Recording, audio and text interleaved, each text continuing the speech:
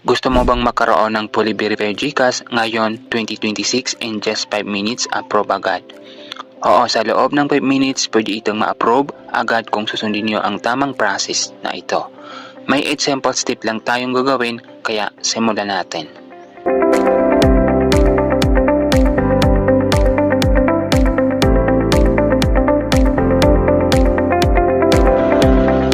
Oops, mag-subscribe ka muna.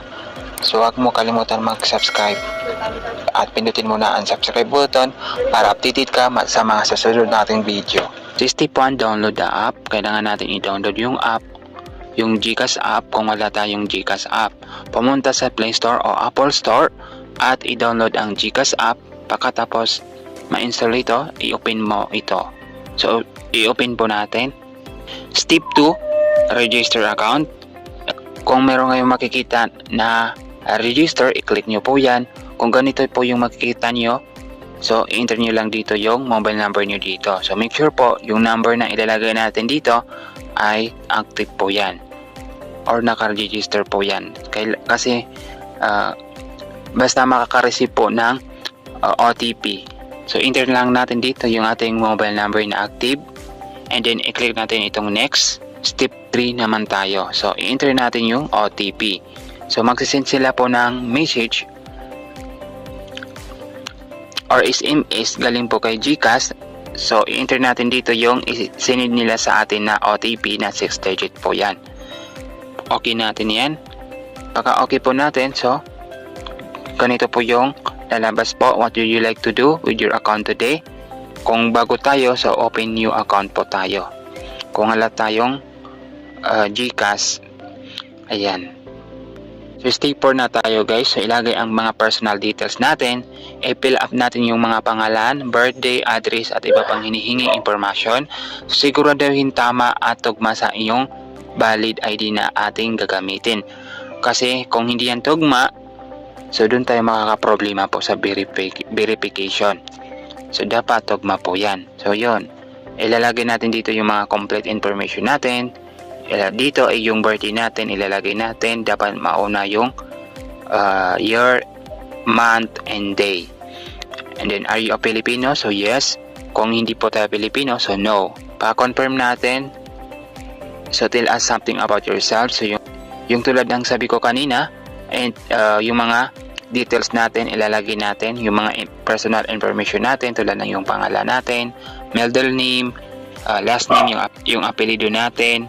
So, meron sabi nila dito, match the name with your ID. So, yun. So, wag tayo gumamit ng mga business or nickname natin. So, kailangan kung ano yung nakalagay sa ID natin, yun ang ilalagay natin dito. Yung email address natin, dapat active po yan. Nationality, siyempre Filipino, automatic po dito na nakalagay. Main source of funds natin. So, itong main source of funds natin kung saan galing yung pera. So nakadepende po yan sa inyo guys kung saan po galing yung funds nyo po or your income nyo. And then dito naman sa current address natin. So siyempre yung mga isa-select natin dito yung province natin, yung city or municipality natin kung saan tayo location.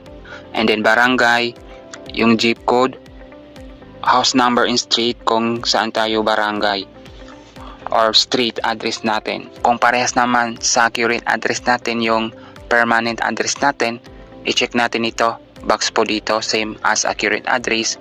Yung permanent address kung saan tayo permanenteng nakatera.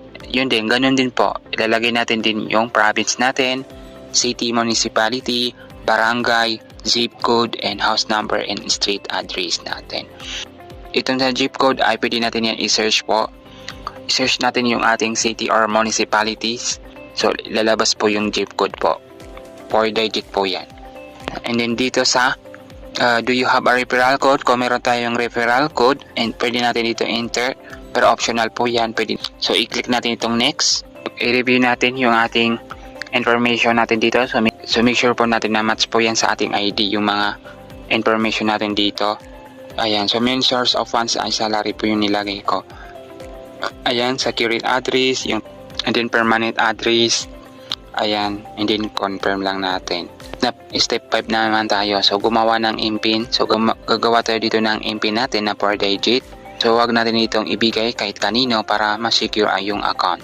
Gagawa tayo dito ng impin natin and then confirm. I-type natin dito ulit yung impin natin. So, make sure po na wag po natin yung kalimutan niyan kasi yan yung magiging password natin sa ating GCash. Kapag hindi natin alam itong impin natin, so hindi natin mabubuksan o hindi tayo makakapag-login sa ating GCash account once po na nakagawa tayo. Then, ayan, i-click natin itong agree, itong box dito, and then confirm. Ayan. And then dito, account secure. So, kailangan natin ito, kung ano yung gagamitin natin na phone unit natin. Yes, register this phone. So hindi yan basta-basta na mabubuksan po yan. Kung saan naka-register yung phone po, kung saan ka nag-login po, yun po, dun mo ma-open yung account mo. So yes, register this phone. And then yan, mag-send sila po ng OTP po. And then item natin dito, and then submit. Ayan, submit. And then ayan, congratulations, account secure ka na. So ayan, secure na. Ayan. Go to dashboard.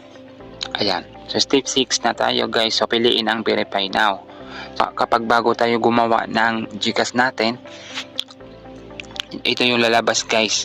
Kapag let's example na-back natin, i-open natin direct yung ating GCash, i-open natin yan. So hindi ganito yung makikita natin. So makikita mo lang itong verify now sa yung profile po. So pwede natin yan i-click itong verify now. Ayan. Pagka-scroll down natin, so makikita natin itong verify now. Click natin, so enter natin dito yung birth date natin, kung kailan tayo pinanganak, at nationality natin. So siyempre Filipino.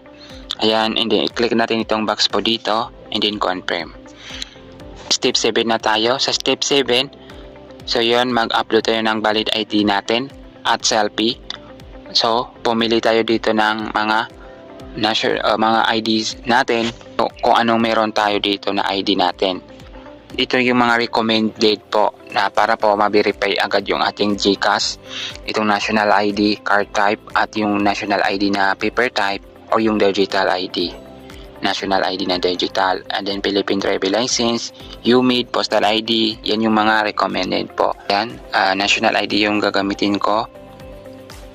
Ayan, i-confirm lang natin, kaya make sure po natin na tama yung pag-picture, malinaw po yan, klaro po yung mga details natin dito sa ID natin. I will using the app, i-picture natin yung ating ID, scan the backside of ID at yung likod po ng ating ID sa backside po. Selfie verification naman tayo. Kung meron tayong mga sinusuot po ng mga cap or mask, mga accessories, so tanggalin natin yan. And then next natin, next natin, so next po natin, continue natin, next natin, yan, so magpipicture po tayo dito. Kailangan nakaposition dito yung mukha natin dito sa circle dito at sundin natin yung instruction nila dito. Minsan po mayroon po silang instruction dito na open po natin yung ating mouth. Kung yun po ang lumabas, open po natin. Next natin yan. Yan. Kapag na next natin, so dito tayo mapupunta sa Tell Us About Yourself. Next natin. So yun. So dito naman tayo mapupunta sa Tell Us About Yourself sa verification naman nito. Automatic po yan mapipill up yung ID type natin, yung ID number. So ang ilalagay natin dito yung mga basic information lang natin. I-select natin dito yung salutation natin. Ito yung salutation, itong Mr. or Misters. Yung first name natin, middle name, at last name. So automatic po yan na naka-fill up po yan. Yung nationality, yung mga basic lang ang kailangan natin i-select dito. Tulad ng ito, yung civil status natin, kung single ba tayo or married. Ayan, so birth date natin, at contact number natin, at place of birth natin, ilalagay natin dito yung province, kung saan tayo pinanganak, yung province natin, municipality or city. So pagkatapos ma-fill up natin itong place of birth natin, dito tayo sa current address natin, yun din. yung isi-select natin dito yung province natin, yung city natin, at yung barangay, at zip code, at house number and street address natin. Work details naman, employment type natin, kung ano yung work natin, ilalagay natin dito. Kung nasa government po tayo, government employee. Kung sa abroad tayo, FW. Kung sa mga kumpanya po tayo, or sa mga private po employee, tulad kung student po tayo, student. So nakadepende po yan sa inyo kung ano po yung trabaho nyo po. Ayan, so role naman, dito sa role ay select natin dito yung anong role natin, ano yung position natin, and then okay natin. Employer, business, enter natin dito yung employer natin or yung business natin, pero optional po ito. And then nature of work, ano yung work natin, kung kung ano yung work natin, na saan tayo dito bilong, kung sa academics ba tayo or arts and creative, sa mga bangko or PPO, yung mga call centers. Kung student ka po, education or teacher, education. Kung saan related yung ating work po dito, yun ang isa-select natin dito. Yan, food and retail yung aking nilagay po dito kasi sa restaurant po ako nagtatrabaho. Sa source of funds, kung yun, saan galing yung funds natin. Sa expected monthly natin, so 49,099 or below yung nilagay ko dito. And then main purpose of opening account, kung bakit tayo mag-o-open ng account. So ang nilagay ko dito ay savings. And then other information, kung wala tayong kamag-anak na political or nagtatrabaho dito sa GCash, ino natin yan. Kung meron po, yes.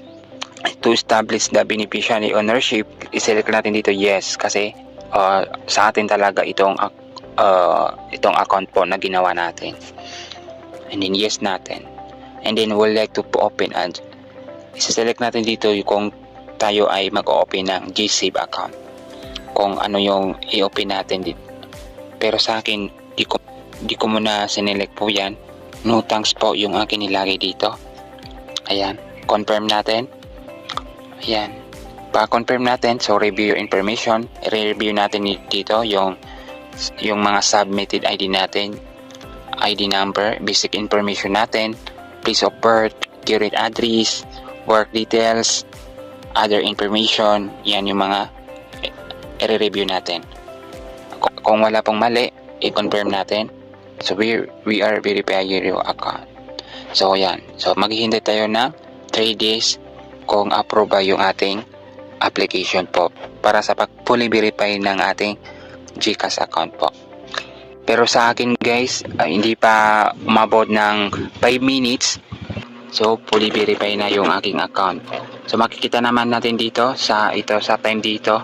So yan yung aking gisubmit na application na 6:18 PM and then 6:22 PM. So nagka-receive po ako ng message galing po kay GCash na congratulations, your account has been fully verified. So you can now use send money online, cash in, bank transfer, and more. So fully verify na yung aking account. So makikita naman natin dito na fully verify account yung aking account. Yun po, kung meron po kayong mga katanungan po regarding po dito, so pwede nyo po yan i-comment po. Kung hindi po kayo nakapag-subscribe po, so pindutin mo na ang subscribe button para updated po kayo sa mga susunod natin video. So maraming salamat po.